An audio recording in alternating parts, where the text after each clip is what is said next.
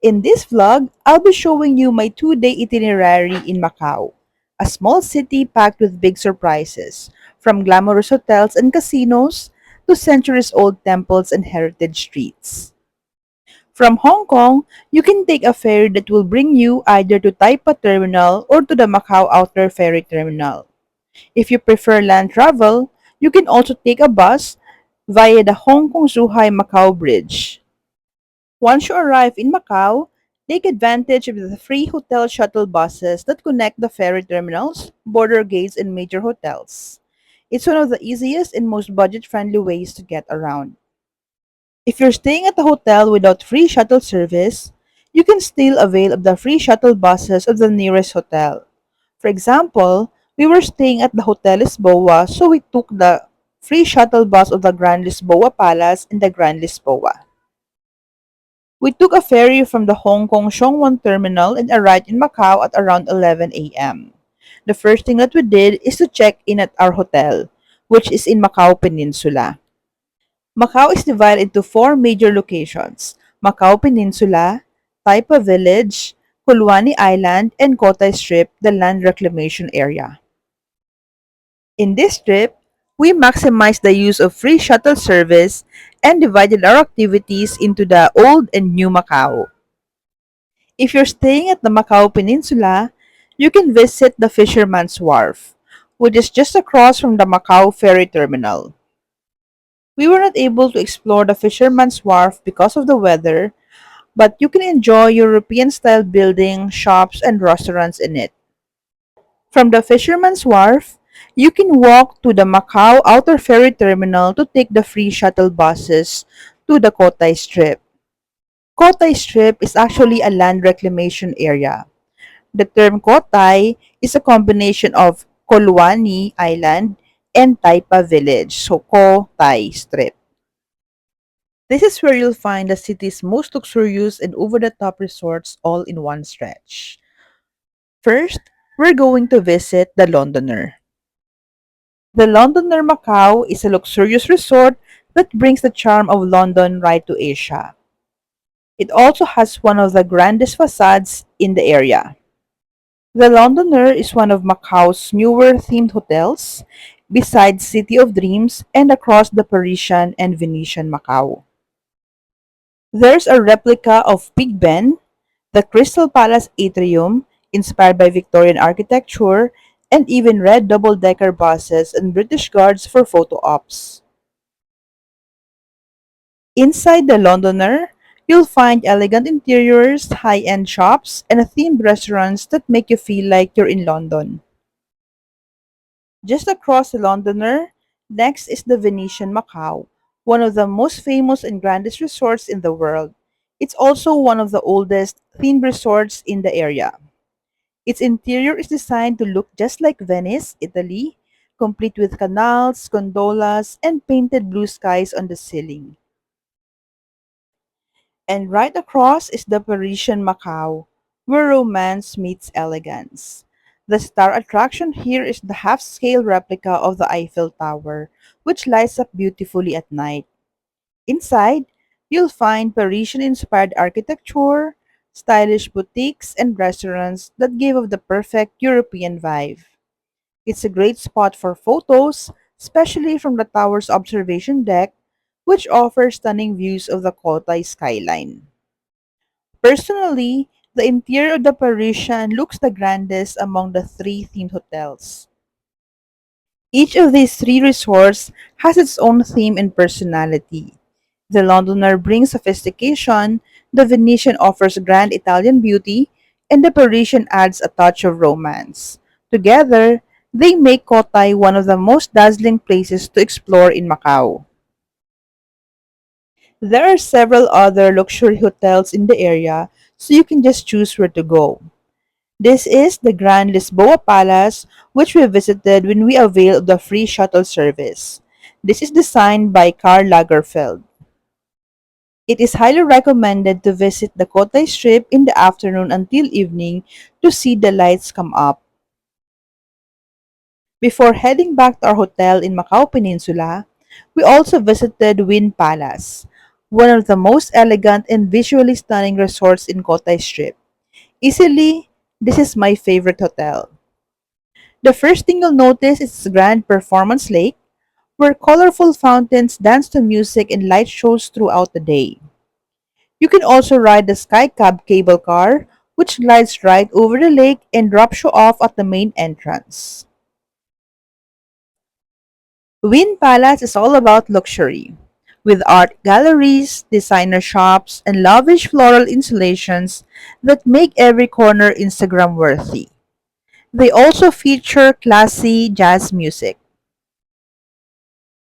From Wynn Palace, we took the free shuttle to Wynn Macau, which is located on the Macau Peninsula, where our hotel is located. Since we used their shuttle, we also visited Wynn Macau. Wynn Macau has a more classic and refined atmosphere, blending elegance with tradition. You'll find high-end boutiques, art displays, and beautifully designed interiors that reflect sophistication of old Macau. They also have a performance lake, which has its own fountain show and looks especially stunning at night with the city lights in the background. Just a short walk from Win Macau is the iconic Grand Lisboa, one of the most recognizable buildings in Macau's skyline. Its golden, lotus-shaped tower has become a symbol of the city. The Grand Lisboa is a mix of old-school glamour and modern design, with luxurious rooms, gaming areas, and fine dining restaurants. We stayed at the original Hotel Lisboa beside the historic landmark.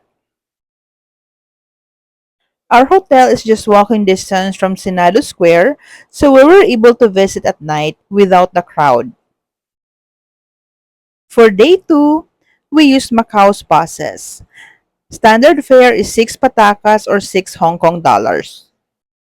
The driver won't give out change, so make sure that you have exact cash or coins.